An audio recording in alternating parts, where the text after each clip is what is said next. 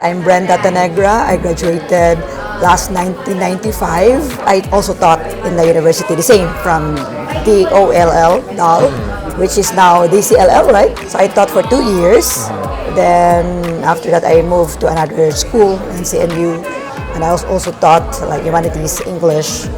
Then I tried my luck in Japan. I went to Japan as a scholar, as a Japanese government scholar. I joined a research group, Gender and Migration.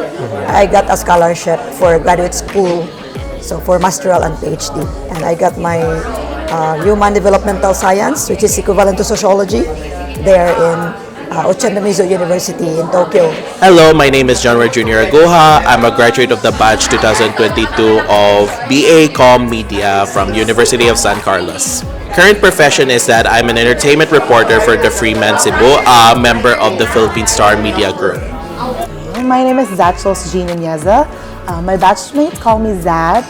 I am currently a marketing officer. I graduated batch 2022 of the Bachelor of Arts in Communication major in media. My name is Julianne Carion. I was from the batch 2018 of AB Applied Linguistics. My current work now is Data Operations Associate for Omni Philippines.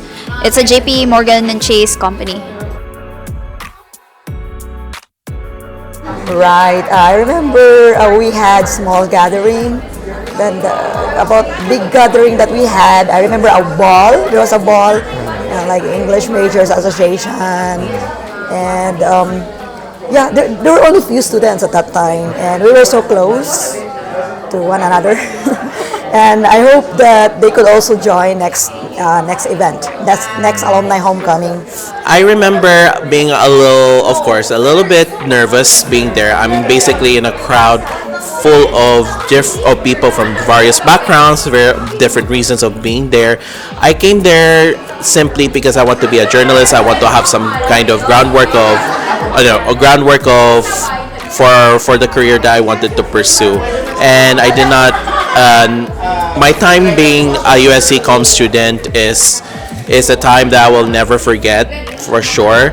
I really am grateful for the department of Communications, Linguistics, and Literature for giving me the preparation, for giving me the knowledge that I needed to pursue in this work of field that I'm in right now, which is journalism and media. Oh my God! So those were the fun times. We were the batch that, challenge batch. We made fun of ourselves though. We were the first batch of the pandemic, the online class. So those challenges were really experiences we had to go through during that time. And I think right now, looking back, those were the fun times that we really had to make do of what we have. The thing that I remember the most from being part of the DCLL is being one of Solaris's officers. I was the auditor for batch 2017 to 2018. So basically I was one of the major officers. I was handling I was the auditor, of course. So I've handled, it was fun, a bit stressful, and also because I didn't really know a lot of things about doing auditing stuff, but I learned. So yeah. Right. So as I mentioned, I went to Japan, and I studied there Human Developmental Science, which is sociology in the Philippines, and I started academic research. So I was in Japan for around 9 years. Then after that, I moved to the UK, also in the academe. So I came here, and actually English is, my second language is like Japanese now. That's one thing that, when you study language, so English is a bit, it's third now. Tertiary language, and then secondary language is Japanese. What's your primary language? Of course, Cebuano. Mother tongue. Well, I started my career really being a USC Com student. I have always wanted to be a journalist, and I just didn't know what kind of journalist I would be. And it's through my experience with USC Com, along with my knowledge of everything outside the classroom, like pop culture, and then a mixture of that with with the learnings I had in school, like the basics, like um, priming, agenda setting. One of the things you've learned in first year that really helped me why I wanted to pursue my career in journalism. And yeah, it those I that's the reason why I could not forget my time as a USC Com student, because it solidified who I am as a student. And during my time as a college student, I was a student journalist. I joined various publications, where I could put whatever I learned in the classroom to the test, into theory, from theory to practice, basically. And so spending time as a student journalist for 4 years really helped me to become the journalist that I am to be, and I will never forget that ever. Period. When I graduated, I was already working for a digital product company based in the US. Part-time? So while I was finishing our thesis, I applied for that for like a part-time job, and during the pandemic as well. So I write landing pages for websites. So that's where I started my professional journey. But when I graduated, I realized the world is a bigger place to be. So I tried applying for marketing jobs because I'm leaning towards the corporate side of communication. So I'm not into. Well, at first I was in the. I wanted to be a reporter. I want to be a journalist and all that. But when I graduated, I realized that really corporate communication is where I want my life to be. Okay, first, before I did my before I was doing data operations associate in Omni Philippines, I was a call center agent for 5 years or so. I was mainly in the customer service industry for call center, for several call center companies. But I realized that being a customer service representative and taking calls, making calls, it's really not for me, not anymore. Because as everyone who knows me I am an introvert, so I'm not really fond of speaking with other people, even in real life or even over the phone. So I just realized that that's not for me. So I decided to shift my career to being in the data analytics, or fintech is what specifically our industry is in Omni Philippines. So it's financial technology. I started because one of my friends in Discord, he lives in Baguio, but we became mutual friends in one of our Discord servers. So he referred me to Omni Philippines, and because he said that I didn't have to take calls, I didn't have to make calls, all I need to do is just read documents. And I was like, I don't care about reading documents anymore, I just want to change my career. And so I'm here. I've been working in Omni Philippines for I think about 2 months or so now. Definitely, I'm sure you still do this. Every year, you always bring in successful graduates to talk about their experience in their fields that they're in. It's one of those moments, one of those events that I remember that stood out to me the most, because it really assured or solidified my decision why I pursue my communications degree in USC under DCLL.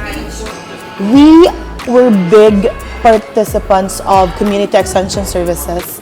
So during our time, we had, I think, two CES activities that are very active. So we had Bulawanong Tunog. I don't know if you have that right now. It got BT. discontinued. Oh, yeah. We had BT, so that was our radio show by the communication majors. And then that was a fun time because we really had the privilege to produce a program in a real radio station. That was a fun time. And second one, we had, how do we call that? But so we do this, we go to different schools.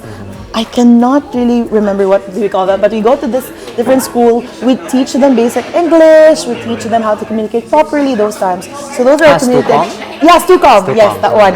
Stucom. Our batch was the one who started Stucom. So Okay. yeah, Good to so Eman was the one who started that, our batchmate. And then those are the two activities that really made us so super close with one another, and those are just for see as points for others, but for us, those are like good deeds that we do from time to time. All right. Were there any events that the department held at the time that you remember? The biggest thing that I remember that I'm not sure if it was the DCLL that organized this or if DCLL was one of the, like, I think it was one of the organizers. The department was one of the organizers. It was the research congress for February. I think it was for the SAS. I'm not sure if it was SAS Day or for USC Days, but we held a research congress, and me and my thesis partner, Nat was one of the speakers for the. I'm not sure. I forgot what the term was. It was a parallel session, basically. So we showcased, or rather not showcased, but we told like audience about our thesis, basically. And my advice for them is, go, be passionate and determined. And for those about to graduate, so my advice to you is, again, be passionate, be determined and focused. Okay, it's really cliched, but be yourself. I cannot stress this enough. Another advice is to really use your time as a USC Com student to really figure out what you want to do. I think college is the right time to see where you're supposed to be in adulthood. I'm just one of those few that really stick to what I wanted to pursue as a kid, and my experiences being a USC Com student really helped me solidify the kind of path that I create myself in.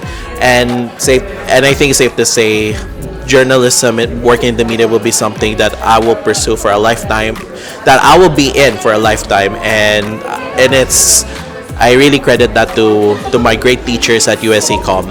So I spoke to this event a couple of months ago for SAS Week, and then I was also asked the same thing. And then I told them if I have a chance to speak to the lower batch, one advice I will give to them is really to join organizations.